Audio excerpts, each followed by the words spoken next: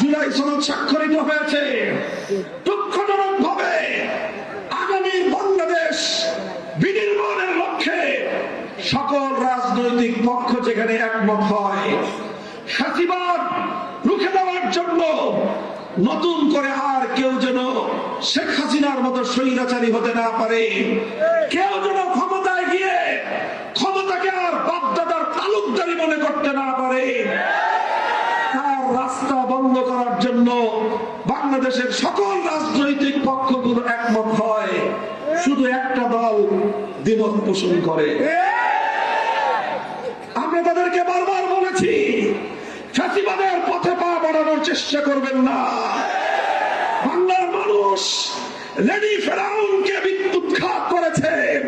এদেশের মানুষের উপর আর কেউ ফ্যাসিবাদী কায়দায় শাসন পরিচালনার দুঃস্বপ্ন দেখলে তার পরিণাম শেখ হাসিনার চেয়ে ভয়াবহ হবে।